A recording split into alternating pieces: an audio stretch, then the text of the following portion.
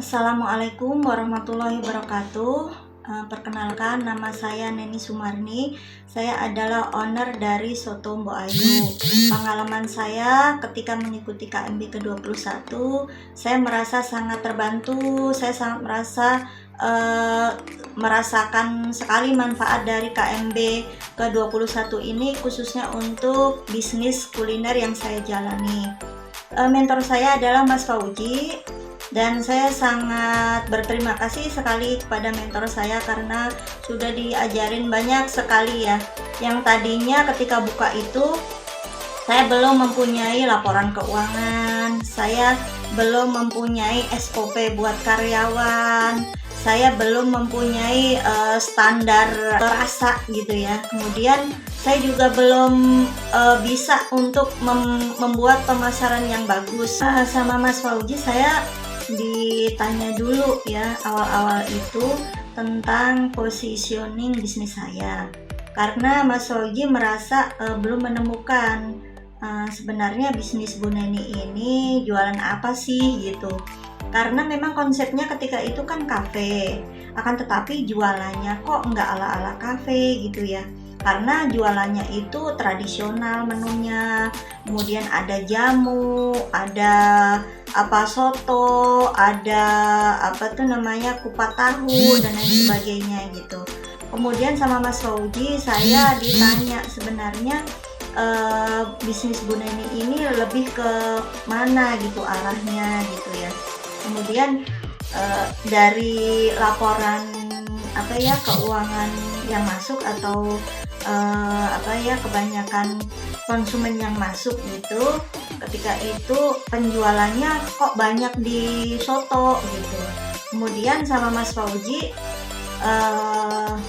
diusulkan gitu, apa sebaiknya namanya diganti saja Bu Neni jadi Soto Mbok Ayu gitu.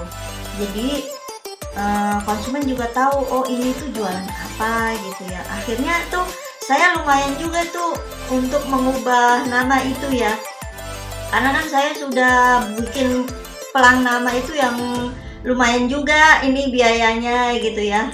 Akan tetapi kata Mas Fauji nggak usah diganti dulu Bu pelangnya gitu, yang penting kita aktifkan di medsosnya aja gitu ya. Akan tetapi sama suami ketika sudah berembuk, akhirnya sebulan kemudian 2 minggu kemudian gitu ya, kita sepakat akhirnya mengganti tuh konsep bisnis atau positioning bisnisnya dari kafe itu ke warung soto atau ke rumah makan gitu ya. Jadi akhirnya namanya diganti dengan Soto Mbok Ayu. Kemudian di awal-awal itu saya banyak sekali permasalahan gitu ya, dari laporan keuangan yang belum belum tertib gitu. Kemudian karyawan yang masuk keluar gitu ya. Sampai saya belum memikirkan pemasaran, makanya sama Mas Fauji kemudian diurai dulu apa yang mau dikerjakan dulu Bu Neni gitu. Akhirnya dipandu sama Mas Fauji, saya difikkan dulu nih ininya yang pertama-tama tentang resep gitu, karena memang resepnya masih suka berubah gitu ya. Kalau karyawan keluar gitu nanti ngajarin lagi resepnya berubah lagi gitu. Akhirnya sama Mas Fauji diajarin bagaimana untuk menentukan resep biar tidak berubah gitu. Kemudian saya jalanin tuh menentukan resepnya sudah dapat gitu ya.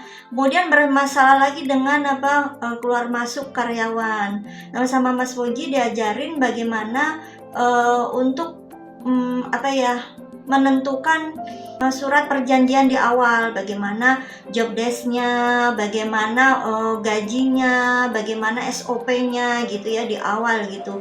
Sehingga alhamdulillah gitu perlahan-lahan karyawan juga sudah mulai bagus. Saya sudah diajarin SOP. Nggak tahu-tahu Mas Fauji itu ngasihnya itu template gitu ya. Template nih di saya itu seperti ini gitu. Dengan sedikit modifikasi akhirnya saya terbantu tuh buat SOP di di resto saya gitu.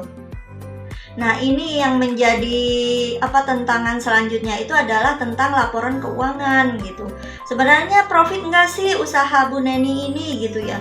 Sepertinya Mas banyak sih pelanggannya gitu loh. Terus omsetnya berapa gitu kan ya? Omsetnya sekian gitu, omsetnya gitu kan ya. Kemudian ini profitnya berapa Bu? Saya belum tahu gitu ya. HPP juga belum tahu gitu. Kemudian boro-boro ini untung apa ruginya juga belum tahu. Uangnya masih kecampur-campur gitu ya dengan inian pribadi keuangan pribadi gitu. Akhirnya saya diajarin tuh tentang laporan keuangan. Nih Bu Neni belajar dulu 3 hal aja dulu. Arus kas gitu, kemudian laba rugi, kemudian neraca gitu ya. Saya belajarnya agak ngebul juga sih, akan tetapi dibantu sama Mas Fauji juga. Bahkan Mas Fauji tuh ngasih contoh gitu nih, laporan keuangan di nasi kulit itu seperti ini gitu. Jadi memang harus dihitung semuanya Bu, dari stok gitu kan ya. Kemudian pengeluaran bahan itu jangan sampai kecolongan gitu. Mungkin kita profit, akan tetapi kalau misalnya semua nggak dicatat gitu ya, antara masuk dan keluarnya ya nggak balance gitu. Jadi yang saya senengin gitu ya, belajar dengan Mas Fauji itu memang benar-benar sesuai kasus per kasus gitu ya. Saya nggak bisa dalam produksi diajarin bagaimana produksi, standar resep.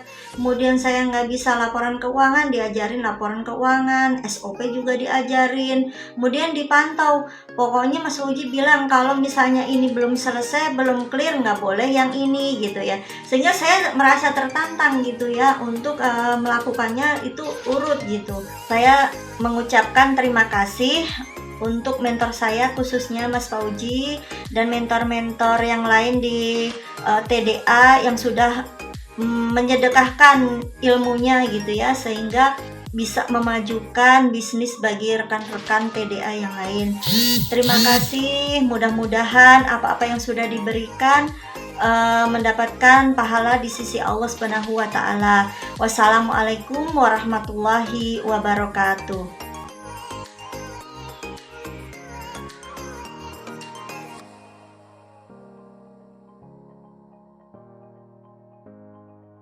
Soto Mbok Ayu.